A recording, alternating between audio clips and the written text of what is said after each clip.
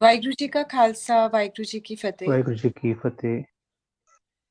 Facebook ਨਾਲ ਜੁੜੀ ਸਾਧ ਸੰਗਤ ਜੋ ਅੱਜ ਇਸ ਪ੍ਰੋਗਰਾਮ ਵਾਸਤੇ ਸਾਡੇ ਨਾਲ ਜੁੜੀ ਹੈ, ਅਸੀਂ ਇਹ ਸਭ ਨੂੰ ਦੱਸਣਾ ਚਾਹਾਂਗੇ ਕਿ ਇੱਕ ਛੋਟੀ ਜਿਹੀ ਕੋਸ਼ਿਸ਼ ਹੈ ਸਾਡੀ ਕਿ ਅਸੀਂ ਫੇਸਬੁੱਕ ਦੇ ਥਰੂ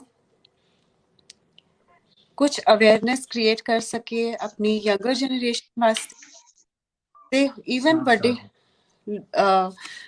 ਜਨਰੇਸ਼ਨ ਵਾਸਤੇ ਜਿਨ੍ਹਾਂ ਨੂੰ ਕੁਝ ਡਾਊਟਸ ਹੋਣ, ਕੁਝ ਫੈਕਟਸ ਜਾਣਨਾ ਚਾਹਣ ਸਿੱਖੀਜ਼ਮ ਦੇ ਬਾਰੇ, ਜਿਸ ਦੀ ਜਾਣਕਾਰੀ ਸਾਨੂੰ ਗਿਆਨੀ ਜਸਪ੍ਰੀਤ ਸਿੰਘ ਜੀ, ਰੇਸ ਕੋਰਸ ਦੇ ਹੈਡ ਗ੍ਰੰਥੀ ਜੀ ਦੇਣਗੇ।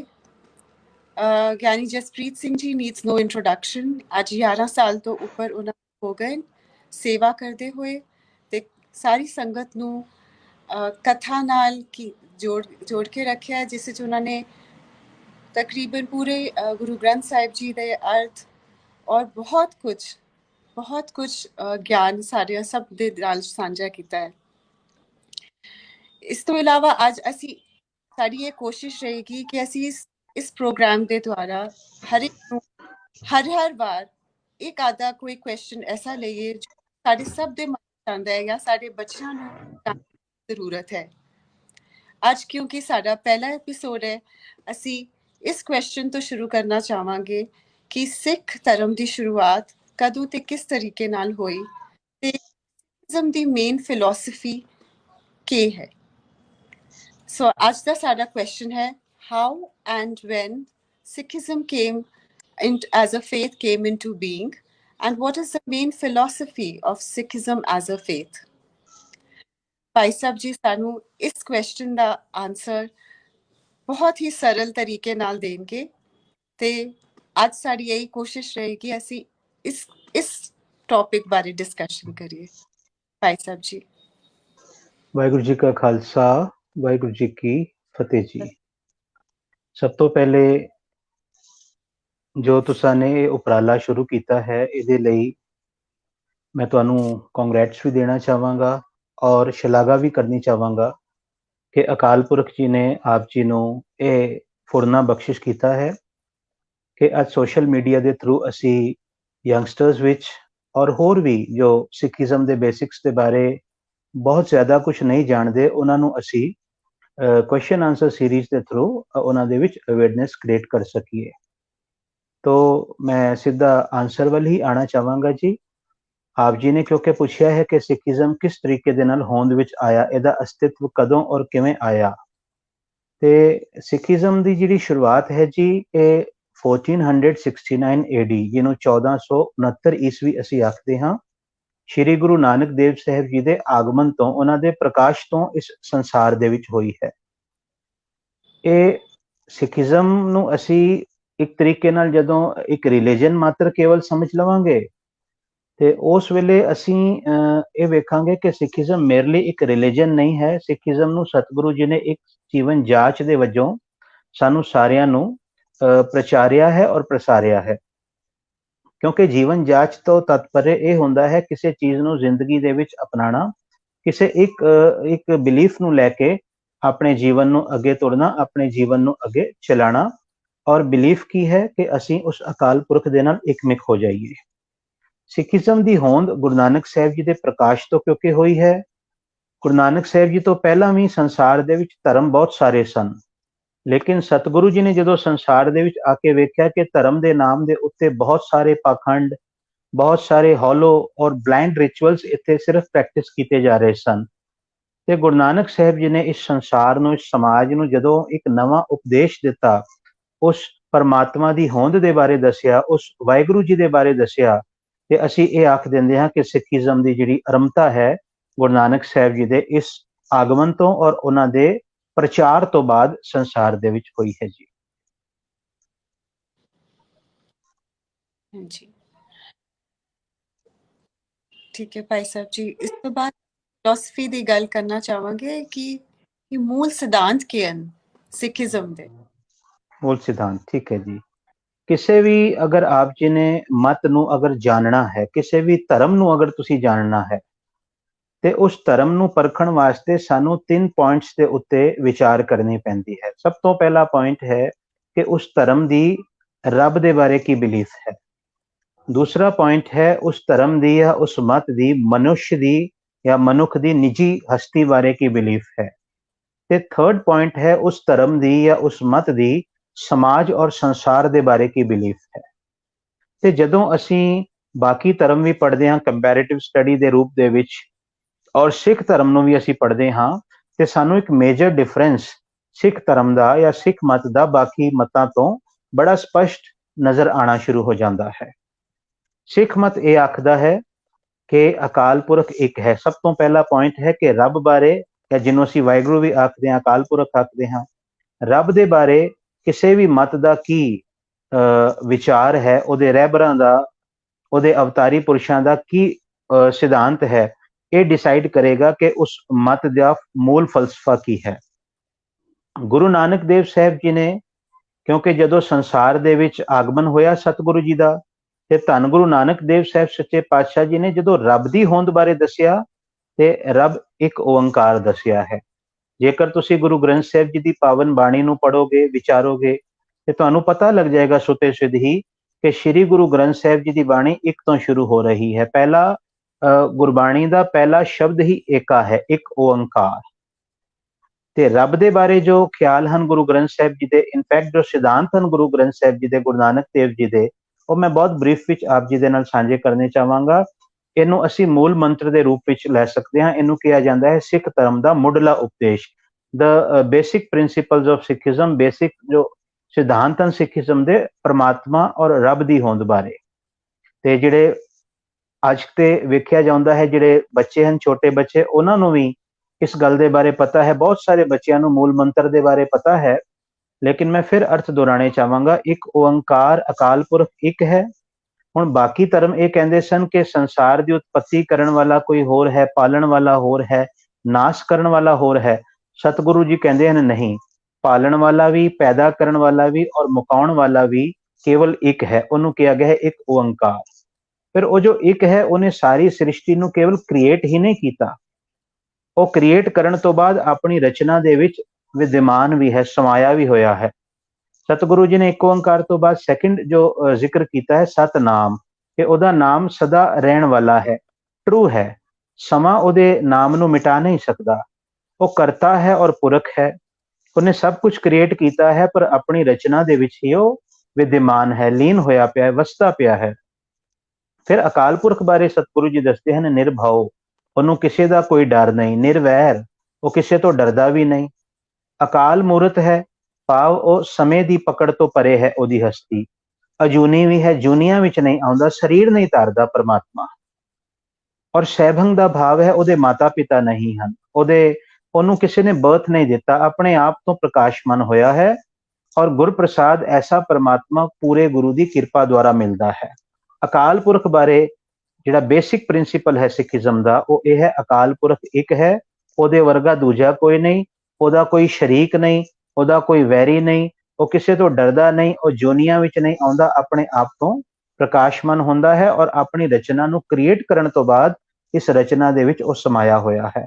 अकाल पुरख बारे ते यही सिद्धांत है। पहला पॉइंट जिहड़ा बेसिकली इहदा हुण विस्तार करांगे तो बहुत सारे प्रमाण गुरु ग्रंथ साहिब च आउंदे हन, पर मैं एक प्रमाण कह के अगले पॉइंट वाल आना चाहांगा। साहिब मेरा एको है भाई एको है। सतगुरु जी ने बिल्कुल स्पष्ट वाकां विच ये बोल आख दिता कि मेरा जो मालक, मेरा जो साहिब है वो केवल एक है। सैकेंड पॉइंट है किसी भी धर्म नूं या किसी भी मत नूं परखण दा कि वो संसार या समाज के बारे वो मत की आखदा है। जदों सिखिज्म नूं असीं पढ़ांगे और विचारांगे तो सिखिज्म इंसान की निजी हस्ती बारे ये आखदा है कि हर इंसान परमात्मा का बनाया होया है और हर इंसान दे विच परमात्मा की जोत है, हर इंसान दे विच। ते जे हर मनुख और हर इंसान दे विच परमात्मा की जोत है तो फिर सारे बराबर हन, कोई भी वड्डा या छोटा नहीं है। जिवें असीं समाज की उस वेले की अगर असीं व्यवस्था वेखांगे तो समाज दे विच 4 वर्ण मन्ने गए सन, एक बहुत उच्चा सी ते एक बहुत नीवां सी, ते चारे वर्णां दा आपस विच भेद भी पाया गया सी। हरेक वर्ण नूं एक किरत दे दी गई सी कि जिवें ब्राह्मणां ने विद्या का ही काम करना है, विद्या पढ़नी है, पढ़ाउणी है, ਯੱਗ ਕਰਨਾ ਹੈ, ਕਰਾਉਣਾ ਹੈ, ਦਾਨ ਲੈਣਾ ਹੈ ਤੇ ਦਾਨ ਦੇਣਾ ਹੈ। ਲੇਕਿਨ ਇਸ ਤੋਂ ਵਿਪਰੀਤ ਜੇ ਵੇਖਾਂਗੇ ਜਿਹੜੇ ਵੈਸ਼ ਸਨ ਉਹਨਾਂ ਨੂੰ ਕੇਵਲ ਵਪਾਰ ਵਾਲੇ ਪਾਸੇ ਲਾ ਦਿੱਤਾ ਗਿਆ। ਜਿਹੜੇ ਖੱਤਰੀ ਸਨ ਉਹਨਾਂ ਨੂੰ ਕੇਵਲ ਯੋਧੇ ਬਣਾਇਆ ਗਿਆ, ਔਰ ਜਿਹੜੇ ਸ਼ੂਦਰ ਸਨ ਉਹਨਾਂ ਨੂੰ ਇਹ ਕਿਹਾ ਗਿਆ ਕਿ ਇਹ ਸਭ ਤੋਂ ਨੀਵੇਂ ਹਨ ਤੇ ਇਹਨਾਂ ਨੂੰ ਬਾਕੀ 3 ਵਰਣਾਂ ਦੀ ਸੇਵਾ ਹੀ ਕਰਨੀ ਹੈ, ਉਹਨਾਂ ਦੀ ਚਾਕਰੀ ਕਰਨੀ ਹੈ।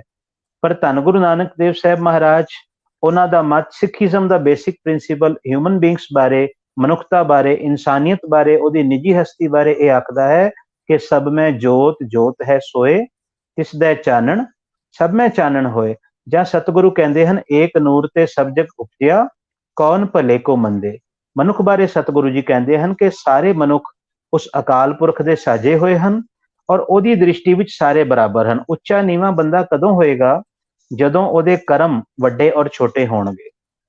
ਜੇਕਰ ਕਰਮ ਵੱਡੇ ਛੋਟੇ ਹਨ ਤੇ ਫਿਰ ਇਨਸਾਨ ਨੈਚੁਰਲੀ ਰੱਬ ਦੀ ਦ੍ਰਿਸ਼ਟੀ ਦੇ ਵਿੱਚ ਵੱਡਾ ਹੈ ਜਾਂ ਛੋਟਾ ਹੈ। ਪਰ ਜੇ ਸਾਰੇ ਚੰਗੇ ਕਰਮ ਕਰਨਗੇ, ਸ੍ਰੇਸ਼ਟ ਕਰਮ ਕਰਨਗੇ, ਗੁਰਮੁਖਤਾ ਵਾਲੇ ਕਰਮ ਕਰਨਗੇ, ਉਹ ਕਰਮ ਜਿਹੜੇ ਰੱਬ ਨੂੰ ਚੰਗੇ ਲੱਗਦੇ ਹਨ, ਅੱਗੇ ਆਉਣ ਵਾਲੇ ਸੈਸ਼ਨ 'ਚ ਅਸੀਂ ਡਿਸਕਸ ਕਰਾਂਗੇ ਉਹ ਕਰਮ ਕਿਹੜੇ ਹਨ। ਤੇ ਉਹ ਸਤਿਗੁਰੂ ਜੀ ਫਿਰ ਬਾਣੀ 'ਚ ਆਖਦੇ ਹਨ ਕਿ ਉਹ ਜੀਵ ਪਰਮਾਤਮਾ ਨੂੰ ਫਿਰ ਚੰਗਾ ਲੱਗੇਗਾ। ਫਿਰ ਦੂਸਰੀ ਗੱਲ ਮਨੁੱਖ ਦੇ ਬਾਰੇ ਸਤਿਗੁਰੂ ਜੀ ਨੇ ਇਹ ਵੀ ਆਖੀ ਹੈ ਕਿ ਮਨੁੱਖ ਦੀ ਜ਼ਿੰਦਗੀ ਵਿੱਚ ਅਖੀਰ ਦੁੱਖ ਕਿਉਂ ਆਉਂਦੇ ਹਨ। ਦੁੱਖਾਂ ਦੇ ਆਉਣ ਦਾ ਜਿਹੜਾ ਮੂਲ ਕਾਰਨ ਹੈ ਮਨੁੱਖ ਦੀ ਜ਼ਿੰਦਗੀ ਦੇ ਵਿੱਚ, ਉਹ ਇਹ ਹੈ ਕਿ ਮਨੁੱਖ ਔਰ ਰੱਬ ਦੇ ਵਿੱਚ ਹਉਮੈ ਦੀ ਕੰਧ ਹੈ, ਹਉਮੈ ਦਾ ਪਰਦਾ ਹੈ। ਤੇ ਜਦ ਤੱਕ ਮਨੁੱਖ ਗੁਰੂ ਦੀ ਕਿਰਪਾ ਦੇ ਨਾਲ, ਗੁਰੂ ਦੀ ਬਾਣੀ ਔਰ ਸ਼ਬਦ ਦੇ ਨਾਲ ਜੁੜ ਕੇ ਇਸ ਹਉਮੈ ਦੀ ਕੰਧ ਨੂੰ, ਇਸ ਹਉਮੈ ਦੇ ਪਰਦੇ ਨੂੰ ਹਟਾਉਂਦਾ ਨਹੀਂ, ਤੋੜਦਾ ਨਹੀਂ, ਉਦੋਂ ਤੱਕ ਨਾ ਤੇ ਇਹਦੀ ਜ਼ਿੰਦਗੀ ਵਿੱਚ ਪ੍ਰਕਾਸ਼ ਆ ਸਕਦਾ ਹੈ ਤੇ ਨਾ ਹੀ ਇਹਨੂੰ ਉਹ ਪਰਮਾਤਮਾ ਮਿਲ ਸਕਦਾ ਹੈ। ਇਸ ਕਰਕੇ ਮਨੁੱਖ ਦੇ ਬਾਰੇ ਜੋ ਸਿੱਖੀਜ਼ਮ ਦਾ ਬੇਸਿਕ ਜੋ ਇੱਕ ਫਲਸਫਾ ਹੈ, ਪਹਿਲਾ ਫਲਸਫਾ ਅਕਾਲ ਪੁਰਖ ਬਾਰੇ, ਉਹ ਇੱਕ ਹੈ ਜਿਹਦੀ ਅਸੀਂ ਸਾਰੀ ਗੱਲ ਹੁਣੇ ਕੀਤੀ। ਮਨੁੱਖ ਬਾਰੇ, ਮਨੁੱਖ ਭਾਵੇਂ ਅਨੇਕਾਂ ਹਨ ਲੇਕਿਨ ਸਾਰੇ ਉਸ ਰੱਬ ਦੀ ਸੰਤਾਨ ਹਨ, ਉਸ ਰੱਬ ਦੇ ਹੀ ਬਣਾਏ ਹੋਏ ਬੱਚੇ ਹਨ ਸਾਰੇ। ਪਾਣੀ ਕਹਿੰਦੇ ਨਾ, ਤੁਮ ਮਾਤ ਪਿਤਾ ਹਮ ਬਾਰਿਕ ਤੇਰੇ। ਅਸੀਂ ਸਾਰੇ ਉਸ ਪਰਮਾਤਮਾ ਦੇ ਬਣਾਏ ਹੋਏ ਬੱਚੇ ਹਾਂ। ਏਕ ਪਿਤਾ ਏਕਸ ਕੇ ਹਮ ਬਾਰਿਕ। ਅਸੀਂ ਉਸ ਇੱਕ ਪਿਤਾ ਦੀ ਹੀ ਸੰਤਾਨ ਹਾਂ। ਇਸ ਨਾਤੇ ਕੋਈ ਵੱਡਾ ਛੋਟਾ ਨਹੀਂ, ਵੱਡਾ ਛੋਟਾ ਹੈ ਕਰਮਾਂ ਕਰਕੇ। ਦੂਸਰਾ, ਮਨੁੱਖ ਦੇ ਜੀਵਨ ਦਾ ਉਦੇਸ਼ ਦੱਸਿਆ ਗਿਆ, ਗੋਬਿੰਦ ਮਿਲਣ ਕੀ ਇਹ ਤੇਰੀ ਬਰੀਆ, ਕਿ ਮਨੁੱਖ ਨੇ ਗੋਬਿੰਦ ਦੇ ਵਿੱਚ ਮਿਲਣਾ ਹੈ, ਗੋਬਿੰਦ ਦੇ ਨਾਲ ਜੁੜਨਾ ਹੈ, ਜੋ ਗੁਰੂ ਦੇ ਪ੍ਰਸਾਦ ਰਾਹੀਂ ਮੁਮਕਿਨ ਹੈ। ਤੀਸਰਾ ਪੁਆਇੰਟ ਸੀ ਜੀ ਸਮਾਜ ਬਾਰੇ ਔਰ ਸੰਸਾਰ ਦੇ ਬਾਰੇ ਕੋਈ ਧਰਮ ਕੀ ਆਖਦਾ ਹੈ। ਸਿੱਖੀਜ਼ਮ ਦਾ ਫਲਸਫਾ ਸਮਝਣ ਦੇ ਲਈ ਸਾਨੂੰ ਇਹ ਜਾਣਨਾ ਪਵੇਗਾ ਕਿ ਸਿੱਖੀਜ਼ਮ ਸੰਸਾਰ ਔਰ ਸਮਾਜ ਬਾਰੇ ਕੀ ਕਹਿੰਦਾ ਹੈ। ਸਮਾਜ ਦੇ ਵਿੱਚ ਸਤਿਗੁਰੂ ਜੀ ਨੇ ਇੱਕ ਸਾਰਤਾ ਦੀ ਗੱਲ ਕੀਤੀ ਹੈ, ਇਕੁਐਲਿਟੀ ਦੀ ਗੱਲ ਕੀਤੀ ਹੈ ਕਿ ਸੰਸਾਰ ਦੇ ਵਿੱਚ ਔਰ ਸਮਾਜ ਦੇ ਵਿੱਚ ਕੋਈ ਵਰਣ ਕਰਕੇ, ਕੋਈ ਜਾਤ ਪਾਤ ਕਰਕੇ, ਕੋਈ ਹੋਰ ਕਿਸੇ ਵੀ ਬੇਸ ਦੇ ਉੱਤੇ, ਕਿਸੇ ਵੀ ਆਧਾਰ ਦੇ ਉੱਤੇ ਵੱਡਾ ਛੋਟਾ ਨਹੀਂ। ਹਰ ਇਨਸਾਨ ਆਪਣੇ ਕਰਮਾਂ ਕਰਕੇ ਵੱਡਾ ਛੋਟਾ ਹੈ। ਦੂਜੀ ਗੱਲ ਸੰਸਾਰ ਬਾਰੇ ਦੱਸੀ ਹੈ ਕਿ ਸੰਸਾਰ ਪਰਮਾਤਮਾ ਨੇ ਕਿਉਂ ਬਣਾਇਆ। ਸਤਿਗੁਰੂ ਕਹਿੰਦੇ ਸੰਸਾਰ ਦੀ ਉਤਪਤੀ ਧਰਮ ਕਮਾਉਣ ਲਈ ਹੋਈ ਸੀ ਕਿ ਲੋਕੀ ਇਸ ਸੰਸਾਰ ਵਿੱਚ ਜੀਵਾਂ ਨੂੰ ਪਰਮਾਤਮਾ ਭੇਜਦਾ ਹੈ। ਇਸ ਸੰਸਾਰ ਵਿੱਚ ਆ ਕੇ ਜਿਹੜੇ ਜੀਵ ਹਨ ਉਹ ਧਰਮ ਨੂੰ ਕਮਾਉਣ। ਧਰਮ ਦਾ ਅਰਥ ਹੈ ਆਪਣੇ ਫਰਜ਼ ਨੂੰ ਪਹਿਚਾਨਣ, ਉਹ ਫਰਜ਼ ਜਿਹੜਾ ਉਹਨਾਂ ਨੂੰ ਅਕਾਲ ਪੁਰਖ ਦੇ ਨਾਲ ਇਕਮਿਕ ਕਰ ਦੇਵੇ, ਅਕਾਲ ਪੁਰਖ ਦੇ ਨਾਲ ਮਿਲਾ ਦੇਵੇ। ਤੇ ਉਂਝ ਸੰਸਾਰ ਦੀ ਰਚਨਾ ਬਾਰੇ ਵੀ ਇੱਕ ਵੱਖਰਾ ਕਨਸੈਪਟ ਹੈ। ਰਚయిਤਾ ਪਰਮਾਤਮਾ ਹੈ, ਰਚਣ ਤੋਂ ਬਾਅਦ ਆਪਣੀ ਰਚਨਾ ਦੇ ਵਿੱਚ ਹੀ ਉਹ ਵਿਦਿਮਾਨ ਹੈ, ਬੈਠਾ ਹੋਇਆ ਹੈ, ਸੰਸਾਰ ਤੋਂ ਕਿਧਰੇ ਵੀ ਨਹੀਂ ਗਿਆ, ਬਲਕਿ ਇੱਥੋਂ ਤੱਕ ਸੰਸਾਰ ਨੂੰ ਉਹਦੀ ਕੋਠੜੀ ਕਿਹਾ ਗਿਆ ਹੈ। ਸਤਿਗੁਰੂ ਜੀ ਦੇ ਬੋਲ ਹਨ, ਇਹ ਜਗ ਸੱਚਾ ਕੀ ਹੈ ਕੋਠੜੀ, ਸੱਚੇ ਕਾ ਵਿਚਵਾਸ। ਜਾਂ ਦੂਸਰੇ ਪਾਸੇ ਪਾਤਸ਼ਾਹ ਕਹਿੰਦੇ ਨੇ, ਇਹ ਵਿਸ਼ ਸੰਸਾਰ ਤੁਮ ਦੇਖਦੇ, ਇਹ ਹਰ ਕਾ ਰੂਪ ਹੈ, ਹਰ ਰੂਪ ਨਦਰੀ ਆਇਆ। ਤੋ ਇਹ ਤਿੰਨ ਬੇਸਿਕ ਫਲਸਫੇ ਹਨ ਸਿੱਖੀਜ਼ਮ ਦੇ। ਕਿਸੇ ਵੀ ਧਰਮ ਨੂੰ ਪਰਖਣਾ ਹੈ, ਉਹ ਰੱਬ ਬਾਰੇ ਕੀ ਕਹਿੰਦਾ ਹੈ, ਉਹ ਮਨੁੱਖ ਬਾਰੇ, ਉਹਦੀ ਨਿੱਜੀ ਹਸਤੀ ਬਾਰੇ ਕੀ ਕਹਿੰਦਾ ਹੈ, ਉਹ ਸੰਸਾਰ ਜਾਂ ਸਮਾਜ ਬਾਰੇ ਕੀ ਕਹਿੰਦਾ ਹੈ। ਜੇਕਰ ਅਸੀਂ ਵੇਖਾਂਗੇ ਸਿੱਖੀਜ਼ਮ ਨੇ ਵੀ ਇਹਨਾਂ ਤਿੰਨਾਂ ਚੀਜ਼ਾਂ ਦੀ ਗੱਲ ਕੀਤੀ, ਤਿੰਨਾਂ ਪੁਆਇੰਟਸ ਨੂੰ ਕਵਰ ਕੀਤਾ। ਇਸ ਤੋਂ ਇਲਾਵਾ ਅਗਰ ਅੱਜ ਦੀ ਜਨਰੇਸ਼ਨ ਨੂੰ ਬਹੁਤ ਸਿੰਪਲੀਫਾਈ ਕਰਕੇ ਸਿੱਖੀਜ਼ਮ ਦੇ ਬੇਸਿਕ ਪ੍ਰਿੰਸੀਪਲ ਸਮਝਾਣੇ ਹੋਣ, ਉਹ ਤਿੰਨ ਬੇਸਿਕ ਪ੍ਰਿੰਸੀਪਲਸ ਹਨ, ਕਿਰਤ ਕਰੋ, ਨਾਮ ਜਪੋ ਤੇ ਵੰਡ ਛਕੋ। ਸਿੱਖ ਨੇ ਆਲਸੀ ਨਹੀਂ ਹੋਣਾ, ਉਹਨੇ ਆਪਣੀ ਕਿਰਤ ਕਰਨੀ ਹੈ। ਕਿਰਤ ਇਨ ਦਾ ਸੈਂਸ ਧਰਮ ਦੀ ਕਿਰਤ।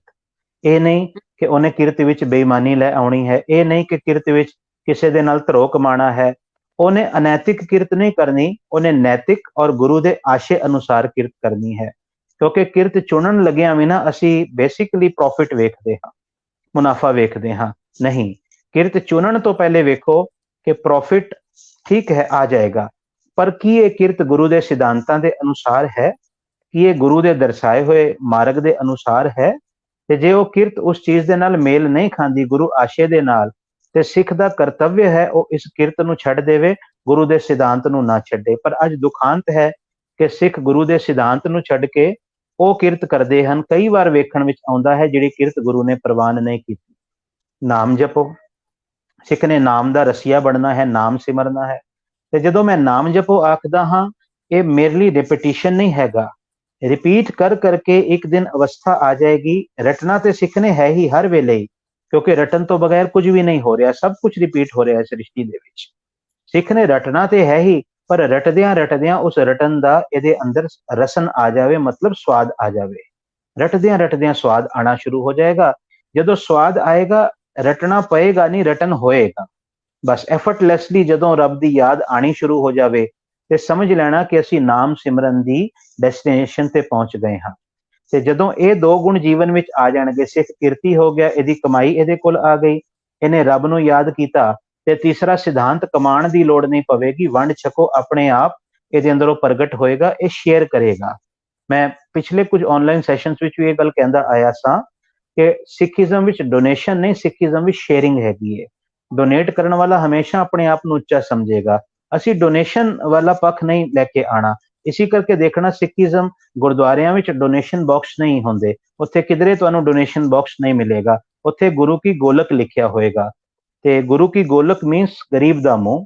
ਇਸ ਗੋਲਕ ਵਿੱਚ ਆਇਆ ਹੋਇਆ ਧਨ ਲੋੜਵੰਦਾਂ ਦੀ ਔਰ ਗਰੀਬਾਂ ਦੀ ਸਾਰ ਲੈਣ ਵਾਸਤੇ, ਉਹਨਾਂ ਦੀਆਂ ਜ਼ਰੂਰਤਾਂ ਪੂਰੀਆਂ ਕਰਨ ਵਾਸਤੇ ਅਗਰ ਖਰਚਿਆ ਜਾਏਗਾ ਤੇ ਇਹ ਵੀ ਵੰਡ ਛਕਣਾ ਹੈ। ਅਸੀਂ ਨਿੱਜੀ ਤੌਰ ਤੇ ਵੀ ਆਪਣੀ ਕਿਰਤ ਕਮਾਈ ਦੇ ਵਿੱਚੋਂ ਦਸਵੰਧ ਜਿਹੜਾ ਹੈ ਉਹ ਕੱਢ ਕੇ ਤੇ ਵੰਡ ਛਕ ਸਕਦੇ ਹਾਂ। ਵੰਡ ਕੇਵਲ ਧਨ ਦਾ ਨਹੀਂ ਛਕਣਾ, ਸਮੇਂ ਦਾ ਵੀ ਅਸੀਂ ਵੰਡ ਛਕ ਸਕਦੇ ਹਾਂ। ਜੇ ਕੋਈ ਸਾਡੇ ਆਲੇ ਦੁਆਲੇ ਕੁਝ ਗਰੀਬ ਬੱਚੇ ਹਨ ਜਿਨ੍ਹਾਂ ਨੂੰ ਅਸੀਂ ਵੇਖਦੇ ਹਾਂ ਪੜ੍ਹਨ ਵਾਸਤੇ, ਟਿਊਸ਼ਨ ਕਲਾਸਿਸ ਵਾਸਤੇ ਪੈਸਾ ਨਹੀਂ, ਤੇ ਅਸੀਂ 1 ਘੰਟਾ ਉਹਨਾਂ ਨੂੰ ਦੇ ਕੇ ਸਮੇਂ ਦਾ ਵੰਡ ਵੀ ਛਕ ਸਕਦੇ ਹਾਂ। ਅਸੀਂ ਹੋਰ ਕਈ ਤਰੀਕਿਆਂ ਦੇ ਨਾਲ ਆਪਣੇ ਘਰ ਵਿੱਚ ਇਨਫੈਕਟ ਵੰਡ ਛਕਦੇ ਹਾਂ। ਕਿਸੇ ਨੂੰ ਕੰਮ ਵਿੱਚ ਹੱਥ ਵਟਾ ਦੇਣਾ, ਇਹ ਵੀ ਵੰਡ ਛਕਣਾ ਹੈ। ਕਿਸੇ ਨਾਲ ਕੁਝ ਮਿੱਠੇ ਬੋਲ ਬੋਲ ਦੇਣੇ, ਇਹ ਵੀ ਵੰਡ ਛਕਣਾ ਹੈ। ਉਹਦਾ ਦੁੱਖ ਵੰਡਾ ਰਹੇ ਹਨ ਨਾ ਅਸੀਂ। ਤੇ ਵੰਡ ਛਕਣ ਦੇ ਇਹ ਵੱਖ-ਵੱਖ ਕਨਸੈਪਟਸ ਹਨ। ਕੇਵਲ ਗੁਰਦੁਆਰੇ ਪਰਚੀ ਕਟਾ ਦੇਣੀ, ਕੇਵਲ ਕਿਧਰੇ ਕੁਝ ਪੈਸੇ ਦੇ ਦੇਣੇ, ਵੰਡ ਛਕਣਾ ਕੇਵਲ ਇੱਥੇ ਤੱਕ ਸੀਮਿਤ ਨਹੀਂ ਹੋ ਜਾਣਾ। ਅਸੀਂ ਉਹ ਕਰਨੀ ਕਰੀਏ ਜਿਹਦੇ ਨਾਲ ਸਾਨੂੰ ਆਪਣੇ ਆਪ ਨੂੰ ਵੀ ਅੰਦਰ ਸ਼ਾਂਤੀ ਮਿਲੇ, ਅੰਦਰ ਅਸੀਂ ਉਸ ਚੀਜ਼ ਨੂੰ ਮਾਣ ਸਕੀਏ। ਜੀ, ਇਹ ਕੁਝ ਬੇਸਿਕ ਪ੍ਰਿੰਸੀਪਲ ਸਨ ਜੋ ਸਿੱਖੀਜ਼ਮ ਦੇ ਸਨ, ਬਿਲਕੁਲ ਬਰੀਫ ਰੂਪ ਦੇ ਵਿੱਚ। ਭਾਈ ਸਾਹਿਬ ਜੀ, ਤੁਸੀਂ ਬਹੁਤ ਸੋਹਣੇ ਤਰੀਕੇ ਨਾਲ ਸਮਝਾਇਆ ਹੈ, ਬਹੁਤ ਸੈਲਫ ਐਕਸਪੀਰੀਐਂਸ ਸੀ। ਇਸ ਕਰਕੇ ਮੈਂ ਰਿਪੀਟ ਨਹੀਂ ਕਰਾਂਗੀ, ਕਿਉਂਕਿ ਅਸੀਂ ਇਸ ਨੂੰ ਜਿਹੜਾ ਹੈ ਪ੍ਰੋਗਰਾਮ ਹੈ ਕੁਐਸਚਨ ਆਨਸਰਸ, ਇਸ ਨੂੰ ਅਸੀਂ ਬਰੀਫ ਰੱਖਣਾ ਚਾਹੁੰਦੇ ਹਾਂ ਤਾਂ ਕਿ ਜ਼ਿਆਦਾ ਤੋਂ ਜ਼ਿਆਦਾ ਲੋਕ ਸ਼ੇਅਰ ਕਰ ਸਕਣ ਇਨਫੋਰਮੇਸ਼ਨ ਨੂੰ। ਜ਼ਿਆਦਾ ਲੰਬਾ ਹੋ ਜਾਏਗਾ ਤਾਂ ਮੇਰੇ ਖਿਆਲ ਟਾਈਮ ਦਾ ਵੀ ਲੋਕ ਨਹੀਂ ਦੇ ਪਾਉਂਦੇ। ਇਸ ਕਰਕੇ ਵੀ would like to keep it short, and ਮੇਰੇ ਖਿਆਲ ਨਾਲ ਮੈਨੂੰ ਇਸ ਦੀ ਰਿਪੀਟ ਕਰਨੇ ਦੀ ਵੀ ਜ਼ਰੂਰਤ ਨਹੀਂ, ਕਿਉਂਕਿ ਤੁਸੀਂ ਇਤਨੇ ਸੋਹਣੇ ਤਰੀਕੇ ਨਾਲ ਸਭ ਕੁਝ ਐਕਸਪਲੇਨ ਕੀਤਾ ਹੈ। ਪਰ ਇੱਕ ਕੁਐਸਚਨ ਮੇਰੇ ਮਾਈਂਡ ਵਿੱਚ ਆਇਆ ਸਾਹਿਬ ਜੀ, ਕਿ ਮੈਨੂੰ ਬਹੁਤ ਲੋਕ ਜੋ ਕਿ ਫਰਸਟ ਕੁਐਸਚਨ ਦਾ ਪਾਰਟ ਹੈ ਐਕਚੁਅਲੀ, ਕਿ how did it come into being basically, ਸ਼ੁਰੂਆਤ ਕਿਸ ਤਰ੍ਹਾਂ ਹੋਈ ਸੀ, ਜਾਂ ਕਿੱਥੋਂ ਸ਼ੁਰੂਆਤ ਹੋਈ ਸੀ। ਤਾਂ ਮੈਂ ਇੱਕ ਚੀਜ਼, ਮੈਨੂੰ ਕਾਫੀ ਲੋਕ ਵੈਸੇ ਕਹਿੰਦੇ ਨੇ ਜਾਂ ਸੁਣਨੇ ਚਾਹੁੰਦਾ ਹੈ ਕਿ Sikhism is basically a new faith, it's comparatively a young religion as compared to, all the older religions that were existing in the society. ਔਰ ਇਸ ਨੂੰ ਅਸੀਂ ਇਹ ਸੋਚਦੇ ਹਾਂ, ਜਾਂ ਆਈ ਵੁੱਡ ਸੇ ਕਿ ਇਹ ਇੱਕ ਧਾਰਨਾ ਹੈ ਸਾਡੇ ਕਾਫੀ ਲੋਕਾਂ ਦੇ ਅੰਦਰ, ਕਿ ਸਿੱਖੀਜ਼ਮ ਦੀ ਸ਼ੁਰੂਆਤ ਗੁਰੂ ਗੋਬਿੰਦ ਸਿੰਘ ਜੀ ਨੇ ਜਦੋਂ ਸਾਨੂੰ ਸਿੰਘ ਤੇ ਕੌਰ ਅੰਮ੍ਰਿਤ ਛਕਾਇਆ, ਜਾਂ ਸਾਨੂੰ ਇੱਕ ਸਿੱਖੀ ਬਾਣੇ ਸਟਾਲਿਆ, ਜਿਸ ਤਰ੍ਹਾਂ ਪ੍ਰੋਪਰ ਸ਼ੁਰੂਆਤ ਬਣੀ ਜਾਂਦੀ ਹੈ। ਕਾਫੀ ਸੁਸਾਇਟੀ 'ਚ ਵੀ ਇਹੀ ਗੱਲ ਪ੍ਰੈਵਲੈਂਟ ਹੈ ਜੋ ਲੋਕ ਸੋਚਦੇ। ਤੇ ਇਸ ਸਵਾਲ ਦਾ ਜਵਾਬ ਦਿੱਤਾ ਤੁਸੀਂ ਮੈਨੂੰ, ਕਿਹਾ ਕਿ ਇਹ ਅਸੀਂ ਗੁਰੂ ਨਾਨਕ ਦੇਵ ਜੀ ਤੋਂ ਸ਼ੁਰੂਆਤ ਹੋਈ ਹੈ। ਬਿਲਕੁਲ ਜਿਸ ਤਰ੍ਹਾਂ ਬਿਲਕੁਲ ਦੋਨਾਂ ਚੀਜ਼ਾਂ ਨੂੰ, ਦੋ ਧਾਰਨਾ अलग अलग, क्योंकि मैनू यही है कि it's just a 500-year-old religion. उस तो पहले सब Hindu you know everybody was part of. So what do you like to say for this? ਤੁਸੀਂ ਇਸ ਦਾ ਕੀ ਐਕਸਪਲੇਨੇਸ਼ਨ ਅਸੀਂ ਦੇ ਸਕਨੇ ਆ ਇਸ ਚੀਜ਼ ਬਾਰੇ ਕਿ ਇਹ ਸ਼ੁਰੂਆਤ ਐਕਚੁਅਲੀ ਕਦੋਂ ਹੋਈ ਤੇ ਇਸ ਦੀ ਕੀ ਐਕਸਪਲੇਨੇਸ਼ਨ ਹੋਏਗੀ ਇਹਨਾਂ ਦੋ ਗੱਲਾਂ ਨੂੰ ਅਗਰ ਦੇਖਿਆ ਜਾਏ। ਜੀ ਐਕਚੁਅਲੀ ਜੋ ਸ਼ੁਰੂਆਤ ਹੈ, ਜਿਵੇਂ ਮੈਂ ਦੱਸਿਆ ਕਿ ਗੁਰੂ ਨਾਨਕ ਸਾਹਿਬ ਜੀ ਦੇ ਆਗਮਨ ਦੇ ਨਾਲ ਹੀ ਹੋਈ। ਠੀਕ ਹੈ, ਅਸੀਂ ਕੋਈ ਘਰ ਬਣਾਉਣਾ ਹੋਵੇ ਤੇ ਅਸੀਂ ਜਦੋਂ ਘਰ ਪੂਰਾ ਬਣ ਜਾਏਗਾ ਜਾਂ ਜਦੋਂ ਘਰ ਤੇ ਪੇਂਟ ਹੋ ਜਾਏਗਾ, ਜਦੋਂ ਘਰ ਨਜ਼ਰ ਆਣਾ ਸ਼ੁਰੂ ਹੋ ਜਾਏਗਾ, ਉਦੋਂ ਨਹੀਂ ਕਵਾਂਗੇ ਵੀ ਘਰ ਬਣਿਆ। ਘਰ ਦੀ ਸ਼ੁਰੂਆਤ ਮੰਨੀ ਜਾਏਗੀ ਜਦੋਂ ਘਰ ਦੀ ਜਿਸ ਦਿਨ ਨੀਂਹ ਰੱਖੀ ਜਾਂਦੀ ਹੈ, ਹਾਂਜੀ, ਉਸ ਦਿਨ ਤੋਂ ਘਰ ਬਣਨਾ ਸ਼ੁਰੂ ਹੁੰਦਾ ਹੈ। ਗੁਰੂ ਨਾਨਕ ਦੇਵ ਸਾਹਿਬ ਜੀ ਨੇ ਇਸ ਘਰ ਦੀ ਨੀਂਹ ਰੱਖੀ ਹੈ। ਗੁਰੂ ਨਾਨਕ ਸਾਹਿਬ ਜੀ ਦੇ ਆਉਣ ਤੋਂ ਬਾਅਦ ਹੀ ਇਹ ਜੋ ਸਿੱਖੀਜ਼ਮ ਹੈ ਐਜ਼ ਅ ਫੇਥ ਹੋਂਦ ਵਿੱਚ ਆਇਆ ਹੈ। ਬਾਕੀ ਇਸ ਤੋਂ ਬਾਅਦ 9 ਗੁਰੂ ਸਾਹਿਬ ਸਰੀਰਕ ਤੌਰ ਤੇ ਆਏ, ਜਿਨ੍ਹਾਂ ਨੇ in a human being, in a human form ਉਹ ਲੋਕ ਆਏ। ਜੋਤ ਉਹੀ ਸੀ। ਇੱਥੇ ਮੈਂ ਇੱਕ ਗੱਲ ਕਲੀਅਰ ਕਰਦੇ ਹਾਂ, ਆਪ ਜੀ ਨੇ ਗੁਰੂ ਨਾਨਕ ਸਾਹਿਬ ਔਰ ਗੁਰੂ ਗੋਬਿੰਦ ਸਿੰਘ ਜੀ ਦੀ ਗੱਲ ਕੀਤੀ। ਬਹੁਤੇ ਲੋਕ ਗੁਰੂ ਨਾਨਕ ਸਾਹਿਬ ਜੀ ਨੂੰ ਵੱਖ ਦ੍ਰਿਸ਼ਟੀ ਨਾਲ ਔਰ ਗੁਰੂ ਗੋਬਿੰਦ ਸਿੰਘ ਜੀ ਨੂੰ ਵੱਖ ਦ੍ਰਿਸ਼ਟੀ ਨਾਲ ਵੇਖਦੇ ਹਨ। ਇਸ ਗੱਲ ਨੂੰ ਗੁਰੂ ਗ੍ਰੰਥ ਸਾਹਿਬ ਜੀ ਨੇ ਆਪਣੇ ਆਪ ਹੀ ਕਲੀਅਰ ਕੀਤਾ ਹੈ। ਅਗਰ ਆਪ ਜੀ ਗੁਰੂ ਗ੍ਰੰਥ ਸਾਹਿਬ ਜੀ ਦਾ ਰਾਮਕਲੀ ਰਾਗ ਪੜੋਗੇ, ਉੱਥੇ 966 ਪੇਜ ਹੈ ਗੁਰੂ ਗ੍ਰੰਥ ਸਾਹਿਬ ਜੀ ਦਾ। ਆਪ ਜੀ ਜ਼ਰੂਰ ਇਸ ਗੱਲ ਨੂੰ ਵਿਊਵਰਸ ਵੀ ਨੋਟ ਕਰਨ, ਆਪ ਜੀ ਖੁਦ ਪੜੋ ਇਸ ਚੀਜ਼ ਨੂੰ। ਉੱਥੇ ਇੱਕ ਪੰਕਤੀ ਆਂਦੀ ਹੈ, ਜੋਤ 오ਹਾ ਜੁਗਤ ਸਾਏ ਸ਼ਹਕਾਇਆ ਫੇਰ ਪਲਟੀ ਹੈ। ਹੁਣ ਗੁਰੂ ਗ੍ਰੰਥ ਸਾਹਿਬ ਜੀ ਦੇ ਵਿੱਚ ਇਤਨੀ ਸਪਸ਼ਟ ਪੰਕਤੀ ਆਉਣ ਦੇ ਬਾਅਦ ਕੋਈ ਸਾਨੂੰ ਸ਼ੱਕ ਜਾਂ ਕੋਈ ਕਿਸੇ ਤਰੀਕੇ ਦਾ ਡਾਊਟ ਨਹੀਂ ਰਹਿਣਾ ਚਾਹੀਦਾ ਕਿ ਗੁਰੂ ਨਾਨਕ ਸਾਹਿਬ ਹੋਰ ਹਨ, ਗੁਰੂ ਗੋਬਿੰਦ ਸਿੰਘ ਜੀ ਹੋਰ ਹਨ। ਫਰਕ ਕੀ ਹੈ ਕਿ ਜੋ ਸਤਿਗੁਰੂ ਜੀ ਦਾ ਟਾਸਕ ਸੀ, ਜਿਸ ਤਰੀਕੇ ਦੇ ਨਾਲ ਵਕਤ ਦੀ ਲੋੜ ਸੀ, ਜੇਕਰ ਅਸੀਂ ਮਕਾਨ ਦੀ ਨੀਂਹ ਰੱਖ ਰਹੇ ਹਾਂ, ਉਸ ਵੇਲੇ ਸਾਨੂੰ ਇਹ ਆਖ ਦਈਏ ਕਿ ਵੱਖ ਲੋਕਾਂ ਦੀ ਲੋੜ ਹੈ, ਵੱਖ ਉਸ ਵੇਲੇ ਅਪਰੋਚ ਸਾਨੂੰ ਲਾਣੀ ਪਏਗੀ, ਉਸ ਵੇਲੇ ਵੱਖ ਟੂਲਸ ਦੀ ਲੋੜ ਪਵੇਗੀ। ਪਰ ਜਿਸ ਵੇਲੇ ਘਰ ਦੀਆਂ ਕੰਧਾਂ ਬਣ ਗਈਆਂ ਤੇ ਜਿਸ ਵੇਲੇ ਦੀਵਾਰਾਂ ਖੜੀਆਂ ਹੋ ਗਈਆਂ, ਲੈਂਟਰ ਪਾਣਾ ਹੈ, ਉਸ ਵੇਲੇ ਸਾਨੂੰ ਮਸ਼ੀਨਰੀ ਦੀ ਵੀ ਲੋੜ ਪਵੇਗੀ, ਹੋਰ ਜ਼ਿਆਦਾ ਸਾਨੂੰ ਲੋਕਾਂ ਦੀ ਵੀ ਲੋੜ ਪਵੇਗੀ। ਉਸ ਤੋਂ ਬਾਅਦ ਜਿਸ ਵੇਲੇ ਮਕਾਨ ਸਾਰਾ ਤਿਆਰ ਹੋ ਗਿਆ, ਉਹਨੂੰ ਸਜਾਣਾ ਹੈ, ਸਵਾਰਨਾ ਹੈ, ਪੇਂਟਿੰਗ ਕਰਨੀ ਹੈ, ਉਸ ਵੇਲੇ ਵੱਖ ਸਾਨੂੰ ਚੀਜ਼ਾਂ ਦੀ ਲੋੜ ਪਵੇਗੀ। ਤੋ ਜਿਸ ਤਰੀਕੇ ਦੇ ਨਾਲ ਸਮੇਂ ਦੀ ਲੋੜ ਪਈ, ਸਤਿਗੁਰੂ ਜੀ ਨੇ ਇੱਕ ਜੋਤ ਰੂਪ ਵਿੱਚ ਹੀ, ਜੋਤ ਉਹੀ ਹੈ, ਕਾਰਜ ਵੱਖ-ਵੱਖ ਕੀਤਾ ਹੈ। ਜੇ ਪਹਿਲੇ ਸਿੱਖੀਜ਼ਮ ਨੂੰ ਸੰਸਾਰ ਵਿੱਚ ਪ੍ਰਸਾਰਣ ਔਰ ਪ੍ਰਚਾਰਨ ਦੀ ਲੋੜ ਸੀ, ਇਹਦੀ ਨੀਂਹ ਗੁਰੂ ਨਾਨਕ ਸਾਹਿਬ ਜੀ ਨੇ ਰੱਖੀ ਹੈ। ਪਰ ਹੁਣ ਜਦੋਂ ਸਜਾਣਾ ਹੈ ਸਿੱਖੀਜ਼ਮ ਨੂੰ, ਸਵਾਰਨਾ ਹੈ, ਇਹਨੂੰ ਹੋਰ ਵਿਸਤ੍ਰਿਤ ਕਰਨਾ ਹੈ, ਔਰ ਸਮੇਂ ਦੀ ਜ਼ਰੂਰਤ ਮੁਤਾਬਕ ਇੱਥੇ ਅਗਰ ਸ਼ਹੀਦੀ ਦੀ ਲੋੜ ਪਈ ਤੇ ਗੁਰੂ ਅਰਜਨ ਦੇਵ ਜੀ ਨੇ ਆਪਣੀ ਸ਼ਹਾਦਤ ਵੀ ਦਿੱਤੀ। ਇੱਥੇ ਅਗਰ ਫਿਰ ਸ਼ਹੀਦੀ ਦੀ ਲੋੜ ਪਈ, ਗੁਰੂ ਤੇਗ ਬਹਾਦਰ ਸਾਹਿਬ ਜੀ ਨੇ ਵੀ ਸ਼ਹੀਦੀ ਦਿੱਤੀ। ਇੱਥੇ ਜੇ ਜੰਗ ਕਰਨ ਦੀ ਲੋੜ ਪਈ, ਗੁਰੂ ਹਰਗੋਬਿੰਦ ਸਾਹਿਬ ਜੀ ਨੇ 4 ਜੰਗਾਂ ਲੜੀਆਂ, ਗੁਰੂ ਗੋਬਿੰਦ ਸਿੰਘ ਜੀ ਨੇ 14 ਜੰਗਾਂ ਲੜੀਆਂ, ਕਿਉਂਕਿ ਉਹ ਵਕਤ ਦੀ ਲੋੜ ਸੀ। ਕਿਉਂਕਿ ਇਹ ਨਹੀਂ ਨਾ ਕਿ ਫੇਥ ਅਸਾਂ ਨੇ ਸ਼ੁਰੂ ਕਰ ਦਿੱਤਾ ਤੇ ਹੁਣ ਕੋਈ ਵੀ ਆ ਕੇ ਇਸ ਫੇਥ ਦਾ ਦਮਨ ਕਰਨ ਦੀ ਕੋਸ਼ਿਸ਼ ਕਰੇ, ਨਹੀਂ। ਗੁਰੂ ਸਾਹਿਬ ਜੀ ਦਾ ਤੇ ਸਿਧਾਂਤ ਹੈ, ਭੈ ਕਾਹੂ ਕੋ ਦੇਤ ਨਾ ਨਹਿ ਪੈ ਮਾਨਤ ਆਨ। ਤੇ ਜੇ ਸਿੱਖ ਨੇ ਡਰਾਣਾ ਨਹੀਂ ਕਿਸੇ ਨੂੰ ਤੇ ਸਿੱਖ ਨੇ ਡਰਨਾ ਵੀ ਨਹੀਂ ਕਿਸੇ ਤੋਂ। ਇਸ ਕਰਕੇ ਸਤਿਗੁਰੂ ਜੀ ਨੇ ਸਾਨੂੰ ਜੋ ਸੰਤ ਔਰ ਸਿਪਾਹੀ ਵਾਲਾ ਜੀਵਨ ਦਿੱਤਾ ਹੈ, ਇੰਜ ਆਖ ਦਈਏ ਕਿ ਸਿੱਖ ਔਰ ਸਿੰਘ ਵਾਲਾ ਜੀਵਨ ਦਿੱਤਾ ਹੈ, ਕਿ ਜਿੱਥੇ ਸਿੱਖ ਨਾਮ ਦਾ ਰਸੀਆ ਹੋਏਗਾ, ਜੋ ਗੁਰੂ ਨਾਨਕ ਸਾਹਿਬ ਤੋਂ ਗੁਰੂ ਅਰਜਨ ਦੇਵ ਜੀ ਤੱਕ ਅਸੀਂ ਆਖ ਸਕਦੇ ਹਾਂ ਕਿ ਸਾਨੂੰ ਉਹਨਾਂ ਨੇ ਜੋ ਮੂਲ ਸਿਧਾਂਤ ਦਿੱਤਾ। ਇਸ ਤੋਂ ਬਾਅਦ ਸਤਿਗੁਰੂ ਜੀ ਨੇ ਦੱਸਿਆ ਕਿ ਅਸਾਂ ਲੋਕਾਂ ਨੇ ਕਿਸ ਤਰੀਕੇ ਦੇ ਨਾਲ ਆਪਣੀ ਭਗਤੀ ਨੂੰ, ਆਪਣੀ ਕਮਾਈ ਨੂੰ ਸੰਭਾਲ ਕੇ ਵੀ ਰੱਖਣਾ ਹੈ। ਸੰਭਾਲਣ ਵਾਸਤੇ ਸਤਿਗੁਰੂ ਜੀ ਨੇ ਸਾਨੂੰ ਸ਼ਸਤਰ, ਇਤਿਆਦ, ਇਹ ਸਭ ਕੁਝ ਬਖਸ਼ ਦਿੱਤਾ, ਲੇਕਿਨ ਜੋਤ ਇੱਕੋ ਹੀ ਕੰਮ ਕਰ ਰਹੀ ਸੀ। ਜਿਵੇਂ ਮਕਾਨ ਦੀ ਅਸੀਂ ਜਦੋਂ ਉਸਾਰੀ ਸ਼ੁਰੂ ਕਰਦੇ ਹਾਂ, ਜਿਸ ਦਿਨ ਨੀਂਹ ਰੱਖੀ ਜਾਂਦੀ ਹੈ, ਉਸ ਦਿਨ ਤੋਂ ਅਸੀਂ ਆਖਦੇ ਹਾਂ ਕਿ ਮਕਾਨ ਬਣਨਾ ਹੋਂਦ ਵਿੱਚ ਆ ਗਿਆ। ਲੇਕਿਨ ਜਿਸ ਦਿਨ ਸਾਰਾ ਫਾਈਨਲ ਹੋ ਜਾਂਦਾ ਹੈ, ਉਸ ਦਿਨ ਅਸੀਂ ਆਖਦੇ ਹਾਂ ਜੇ ਪੂਰਾ ਤਿਆਰ ਹੋ ਗਿਆ। ਮਤਲਬ ਕਹਿਣ ਤੋਂ ਕਿ 239 ਸਾਲ 10 ਗੁਰੂ ਸਾਹਿਬਾਨ ਨੂੰ ਲੱਗੇ ਹਨ ਇਸ ਸਿੱਖੀਜ਼ਮ ਦੇ ਮਕਾਨ ਨੂੰ ਤਿਆਰ ਕਰਨ ਵਾਸਤੇ, ਔਰ ਸ਼ੁਰੂਆਤ ਗੁਰੂ ਨਾਨਕ ਸਾਹਿਬ ਜੀ ਤੋਂ ਹੀ ਹੋਈ ਹੈ। ਬਾਕੀ ਗੁਰੂਆਂ ਨੇ ਇਹਦੇ ਵਿੱਚ ਜੋ ਸਮੇਂ ਦੇ ਅਨੁਸਾਰ ਆਪਣਾ ਯੋਗਦਾਨ ਸੀ ਉਹ ਪਾਇਆ ਹੈ, ਲੇਕਿਨ ਫਲਸਫਾ, ਜੋਤ, ਉਹ ਗੁਰੂ ਨਾਨਕ ਸਾਹਿਬ ਜੀ ਦੀ ਹੀ ਕੰਮ ਕਰ ਰਹੀ ਸੀ। ਠੀਕ ਹੈ Bhai Sahib, thank you so much. ਬਹੁਤ ਬਹੁਤ ਧੰਨਵਾਦ ਭਾਈ ਸਾਹਿਬ ਜੀ ਤੁਹਾਡਾ। ਅਸੀਂ ਅੱਜ ਕਿਤਨਾ ਕੁਝ ਜਾਣਿਆ ਹੈ ਤੇ ਅਸੀਂ ਹੋਰ ਵੀ ਹਮੇਸ਼ਾ ਹਰ ਹਫਤੇ ਉਮੀਦ ਕਰਾਂਗੇ ਤੁਸੀਂ ਸਾਨੂੰ ਇਸੇ ਤਰ੍ਹਾਂ ਇੱਕ ਟੌਪਿਕ ਕਰਕੇ ਕਲੈਰਿਟੀ ਦਿੰਦੇ ਰਹੋ। ਆਈ ਜਸਟ ਹੋਪ ਕਿ ਸਾਰੀ ਹਾਂਜੀ ਇਸ ਸੈਸ਼ਨ ਦਾ ਫਾਇਦਾ ਲਿੱਤਾ ਹੋਏ ਤੇ ਇੱਕ ਵਾਰ ਫਿਰ ਬਹੁਤ ਬਹੁਤ ਧੰਨਵਾਦ। ਵਾਹਿਗੁਰੂ ਜੀ ਕਾ ਖਾਲਸਾ, ਖਾਲਸਾ ਵਾਹਿਗੁਰੂ ਜੀ ਵਾਹਿਗੁਰੂ ਕੀ ਜੀ ਕੀ ਫਤਿਹ ਜੀ। ਫਤਿਹ।